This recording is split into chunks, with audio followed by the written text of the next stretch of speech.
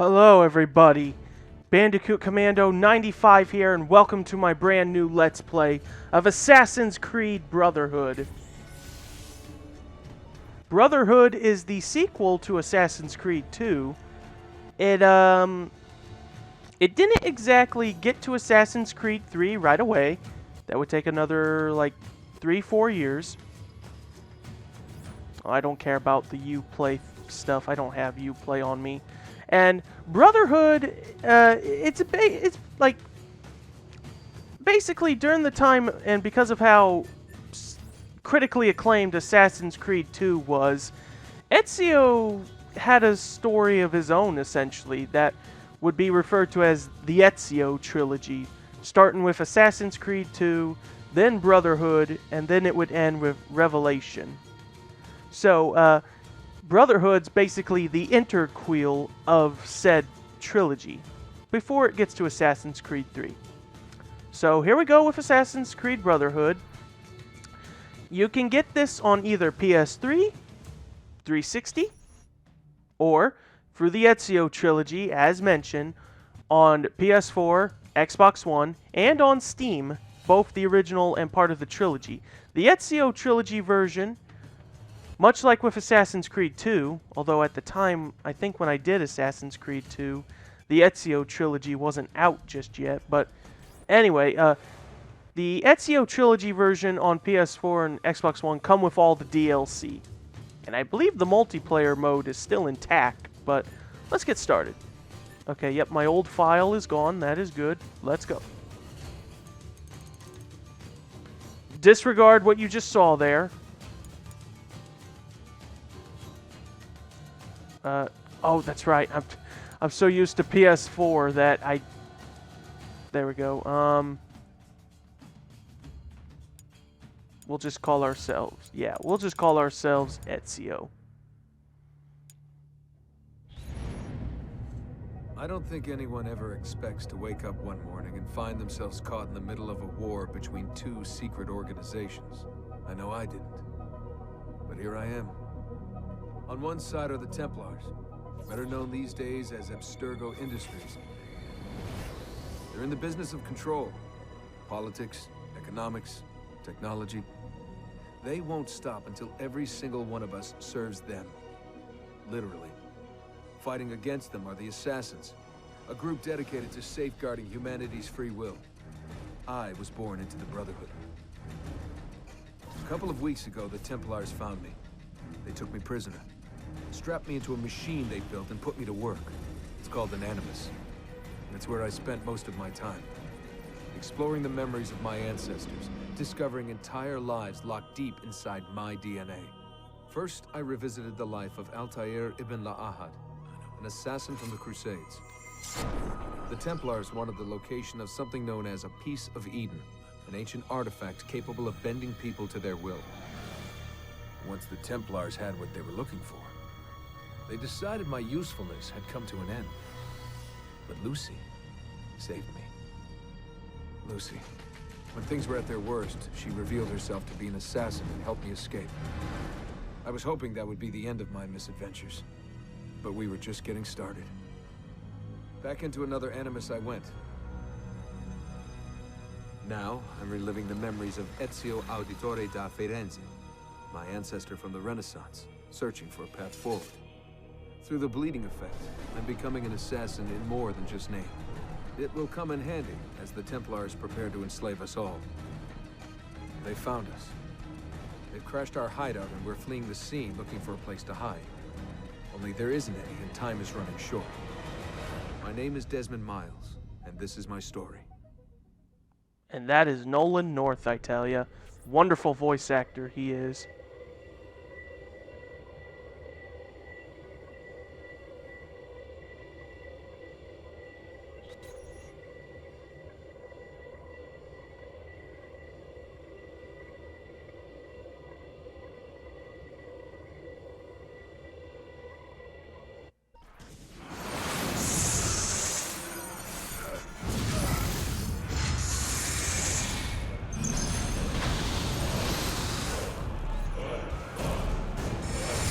Looks like we have too many memories flashing about. behind! Mario Auditore, let me hear.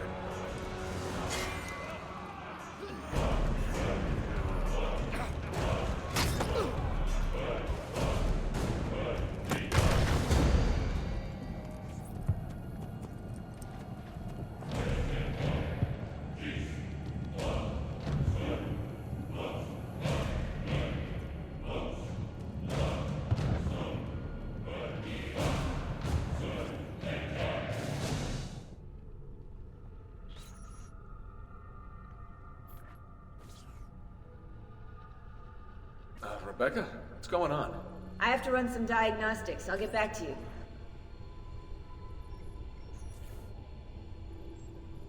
Solar system.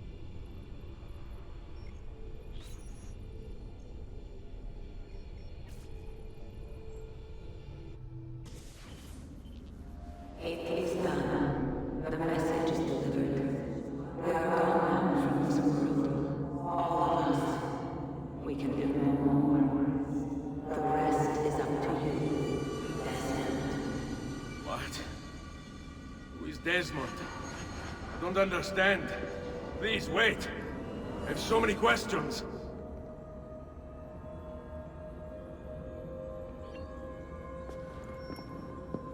The Vatican of December of 1499.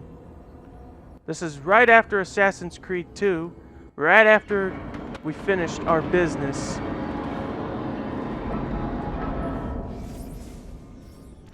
Ezio Auditore, born in 1459. Well, this experience has been quite the education. Although there's nothing in the history books following Ezio's disappearance from Florence as a teenager after the execution of his father and brothers, we now know that he fled with his mother, Maria, and his sister, Claudia, to his uncle Mario's Tuscan villa. Trained there as an assassin, he prepared to hunt down the Templars, the men behind the execution, and hunt them he did, killing them one by one until he reached their leader, Rodrigo Borgia. With the help of his uncle and the other assassins, he discovered Rodrigo's plan to open an ancient vault beneath the Vatican. Vatican, supposedly leading to God himself. Ezio defeated Rodrigo, entered the vault alone, and continued with a projection of Minerva, a member of an ancient race that existed before humans. This all sounds very far-fetched when I write it out like that, now doesn't it? Fortunately, we have the Animus. We have the Animus records to prove it, so we didn't dream it or anything, unless we're all in a dream right now. Alright, before we get moving, I'm going to turn on the subtitles.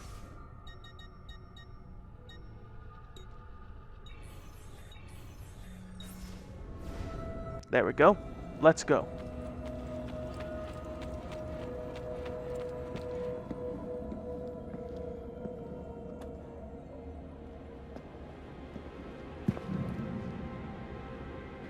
Rodrigo is gone. He didn't take the staff with him.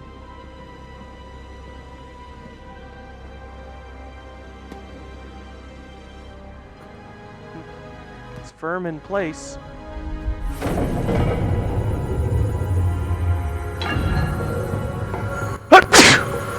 Excuse me.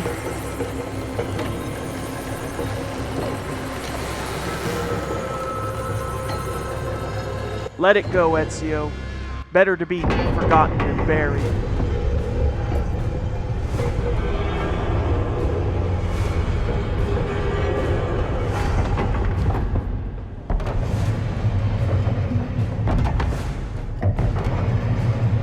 You know, that center symbol looks like a Triforce. Better in the hands of the earth than in the hands of man. Uncle. What can I say? We sent a single man against an entire army. I was worried. Quick, climb up. We have to get out of here. Okay. Use eagle vision to find your way up. And then from there, as long as you remember how to climb, do so.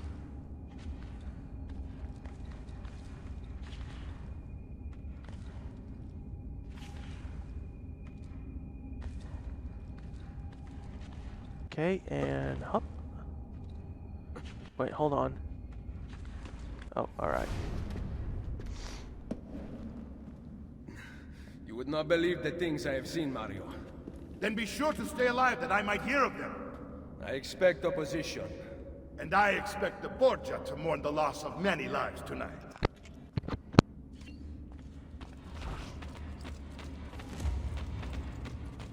No time to learn about Mario right now.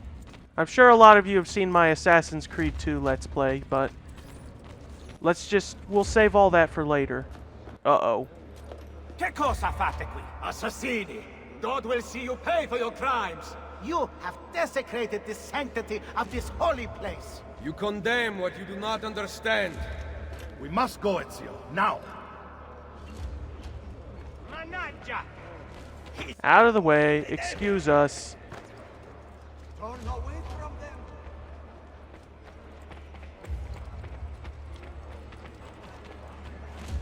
Did Rodrigo manage to hurt you? Barely. My armor blunted his attack.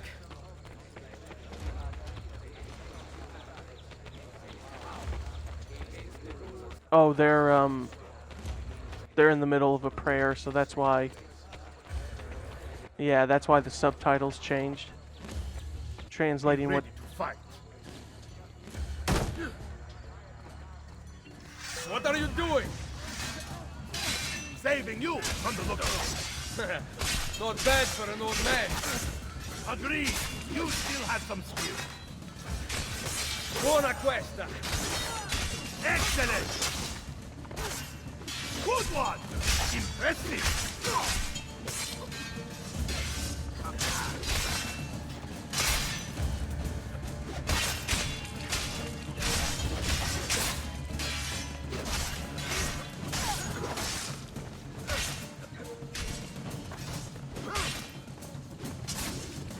There we go.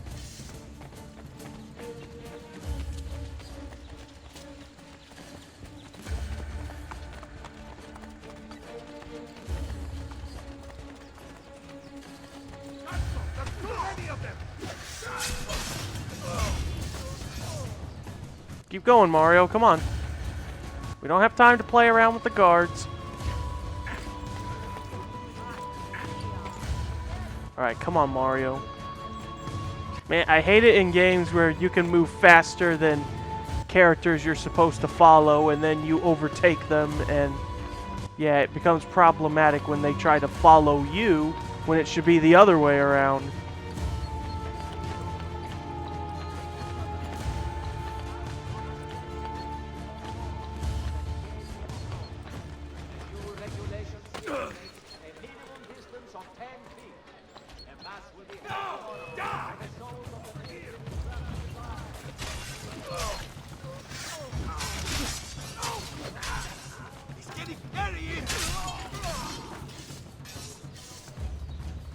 Come on, Mario. Let's run. Let's get going.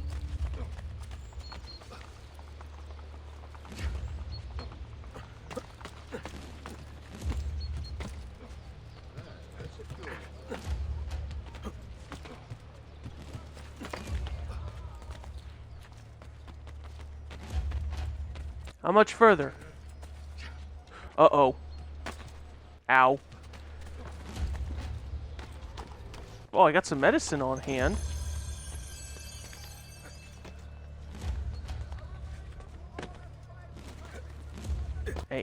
Hey, let me up. Right, yep. The old climb good move.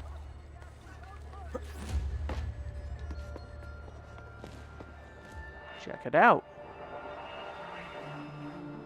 This decision is yours alone to make. Only do so quickly. Give it to me. You can do with it as you will later. Bene. Jump!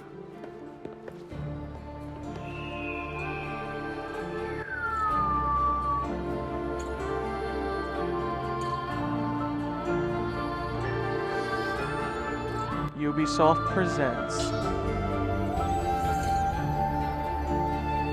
Assassin's Creed Brotherhood.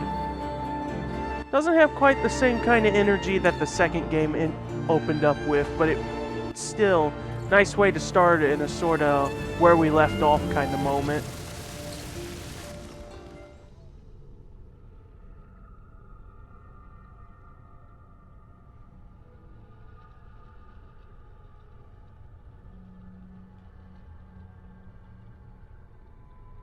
Yep, the old someone's gonna get hurt.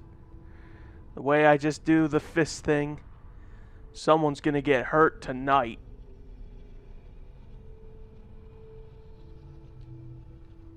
Oh wait, should be done. Yep. Monterey, January of 1500. And then Minerva talked about the sun. She told of a disaster that occurred long ago, and another that is coming. Sometime far in the future, Vero. Then we need not worry about it. See. Perhaps our work is finished.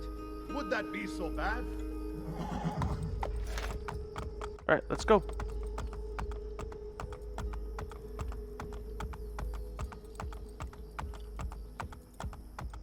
Well, be glad that it is sometime far in the future.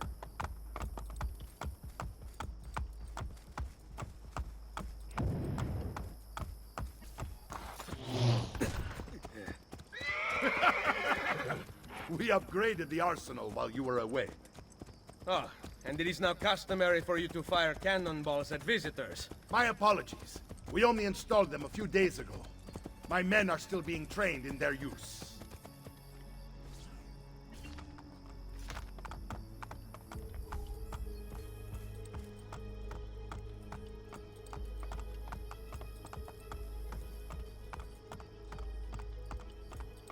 Okay, here we are. I mean, look, I'm moving faster when he's at the same speed that I'm going.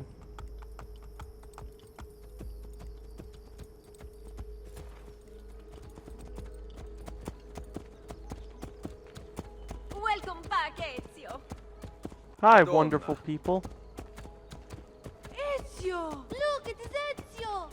Let me see! Buongiorno. Salve, It's good to be home. Two of them. Hello, wonderful Felice anno people. nuovo. And yes, a happy new year to all of you. Except, as I record this, it is not even remotely close to New Year, but This still. place just keeps getting better. Thanks to you. Yes, definitely thanks to me. Brother! Claudia.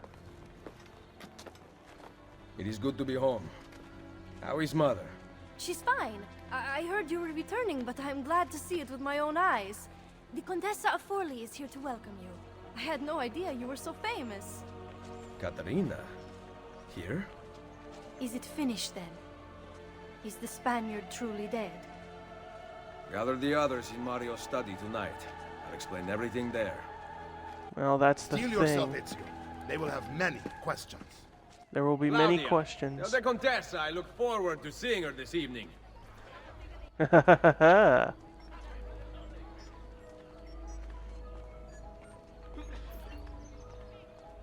Okay. Oh yeah. Next memory is on the mini-map. So before we get going, let's look at the database. Inventory, outfits. The plain cape, the Draken armor. Database. People. Mario was born in 1434. One of the several important condottieri patrolling the Tuscan countryside. I guess condottieri means military person. Mario Attatori was a born leader. He began his military career as a 6-year-old when he played a significant role in the Florentine and Milanese conflict at the Battle of Angahari. While on an expedition to Monterey with his father, he alerted the Florentine general Micheletto why can I not speak Italian? To the appearance of several dust clouds over the roll, which signaled a surprise attack by the Milanese troops. Thanks to Mario, the Milanese attack was foiled and the Florentines won the battle. Although Mario sided with Florence during Aguilari, most of his career he defended the interest of his hometown Montrelinogi. I'm just tired. I can't really speak, to be honest. I haven't had much sleep today, so I can't sleep. I can't speak well. Derailing Florentine attempts to seize Tuscan territory. While Mario's younger brother Giovanni moved to Florence in 1454 to pursue a career in banking, Mario stayed at the family's villa in Montelergoni, stating in a letter to Giovanni that he preferred fighting like a man to filling out balance sheets. After Giovanni's death, Mario brought Ezio, Claudia, and Maria to the family villa and taught Ezio about the conflict between the assassins and Templars. Ever since, Ezio and his uncle have been inseparable. Claudia, 1461. The third child of Giovanni and Maria Atatore, and the first girl in the family. Claudia lived a privileged childhood in Florence high society. After the murder of Giovanni and her two brothers, all that changed. Claudia, Ezio, and Maria fled to Montelergoni and the safety of their uncle Mario's villa. Claudia remained in the villa, caring for her nearly comatose mother, while Ezio set off to avenge the murders. A record book recovered by archaeologists reveals a relatively unexciting existence. Between months spent managing the villa's finances, brief periods of activity were supplied by Ezio's visits, and the renovations she was able to carry out with the money brought back from his travels. Under her care, the town blossomed, ushering a new era of prosperity for Montelergoni. Claudia, however, remained cut off from the world she loved. To hear of Ezio's adventures only reminds me of my lack thereof. This is not the life I dreamed as a child. Ezio does not understand. He treats me so delicately, I despair of ever emerging from this prison, she writes in one particularly apologetic letter dated of July of 1495. Okay, I'm gonna end it in a bit, but before we do, let's at least activate these little mini things and we'll pick up on it. The men in this town are no better than little girls. An army should be helping me, and look, no one. Need some help? Salve. So many flowers. Your husband must be very lucky. I am the lucky one. I have you here to aid me. Let me see what I can do. Back there, I may have given you the wrong impression. Oh? I have no husband. The flowers are for a party. Am I invited? To Claudia Auditori's birthday party in the villa. If you are willing to help me again, I need someone with class to accompany me. What makes you think I have class? I could tell the moment I saw you. No one in this town walks with such bearing. I'm certain Ezio Auditori himself would be impressed. Oh? What do you know of Ezio? Claudia thinks the world of him, but he rarely visits her. From what I gather, he's distant. She is right. I have been. Oh no. You? The party was intended to be a surprise. Promise you will not tell Claudia. What will you do to keep me quiet? I am sure I can think of several things. I'll be waiting to hear them when we get there. Well, here we are. I hope you have those things. I hope you had time to think of those ideas to keep Ezio quiet. There we go. Now about earning my silence. I have something in mind. There is one condition. Anything. You must wait until tomorrow. If it pleases you, I will not stand in your way. It will be worth the wait, Ezio. Trust me.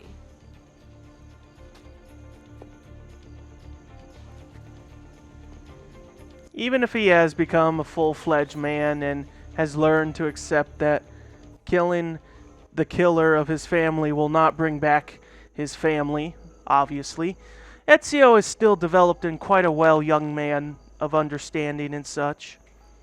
He's still a bit of a flirt. At least that part of him will never die. Not yet, at least.